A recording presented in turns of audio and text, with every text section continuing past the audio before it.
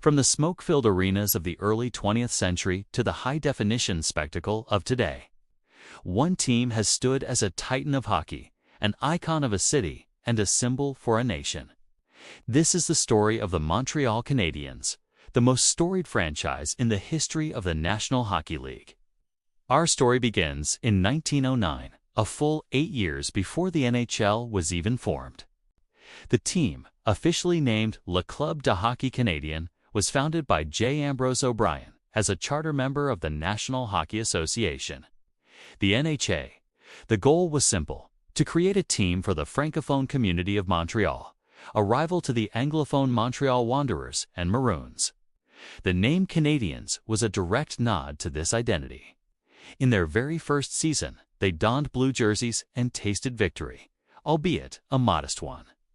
But it was the arrival of their now iconic red, white, and blue jerseys in 1914, featuring the legendary CH logo, that truly set the stage.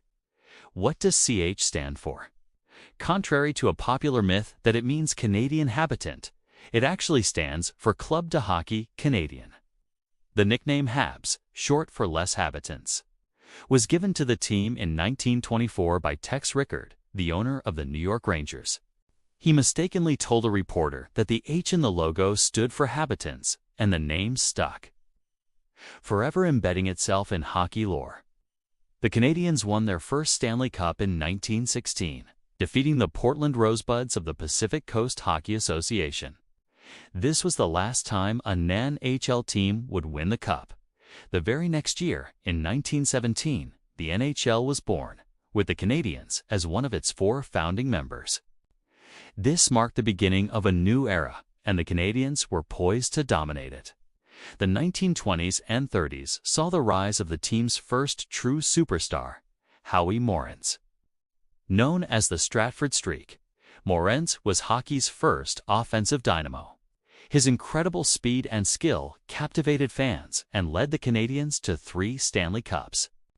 Tragically, his career and life were cut short by a severe leg injury suffered during a game in 1937, a moment that cast a shadow over the entire league. After Morenz's death, the team entered a period of rebuilding. But as with all great dynasties, a new hero was on the horizon. His name was Maurice Richard, the Rocket. Richard wasn't just a hockey player, he was a cultural phenomenon. His fiery spirit and prolific goal-scoring made him a hero to French Canadians. In the 1944-45 season, he became the first player in NHL history to score 50 goals in 50 games, a feat that seemed almost superhuman at the time. Richard's career was defined by passion, and that passion famously boiled over in 1955. After being suspended by NHL President Clarence Campbell for the remainder of the season and playoffs, a riot broke out at the Montreal Forum. The Richard Riot is often seen as a significant moment in Quebec's Quiet Revolution, a symbol of the growing cultural and political tensions of the era. But out of that turmoil rose the greatest dynasty in NHL history. From 1956 to 1960, the Montreal Canadiens won 5 consecutive Stanley Cups, a record that stands to this day. This legendary squad was stacked with future Hall of Famers: the stoic defenseman Doug Harvey, the brilliant playmaker Gene Beliveau, the clutch goal-scorer Bernie Boom Boom Geoffrion. The innovative goaltender Jacques Plantu was the first to regularly wear a mask, and of course, the ever-present Maurice Richard with his younger brother Henry, the Pocket Rocket, by his side. They were more than a team. They were an unstoppable force, coached by the brilliant Hector Toe Blake. The 1960s were another successful decade, with 4 more championships. The torch had been passed from Richard to Gene Beliveau, a player who embodied class and leadership both on and off the ice.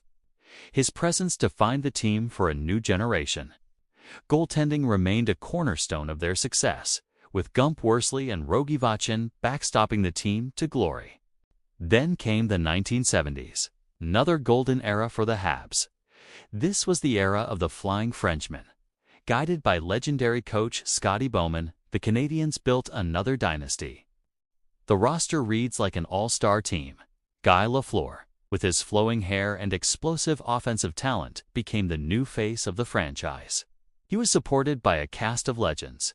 Defenseman Larry Robinson, one of the big three on the blue line, alongside Serge Savard and Guy Lapointe. Ken Dryden, the intellectual goaltender who would literally write a book on the sport while still playing, was a wall in net.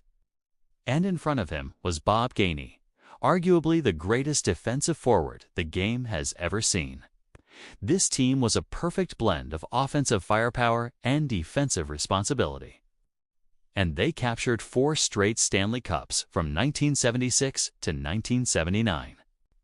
Their 1976-77 season is still considered by many to be the greatest single season by any team in NHL history, losing only 8 games all year. As the 70s dynasty faded, the 80s brought a new kind of hero to Montreal. In 1986, a rookie goaltender named Patrick Roy burst onto the scene. With his swaggering confidence and butterfly style, he backstopped a young Doug Canadiens team all the way to their 23rd Stanley Cup, winning the Conn Smythe Trophy as playoff MVP, the youngest player ever to do so. The Magic returned one more time in 1993, again led by the heroic goaltending of Patrick Roy.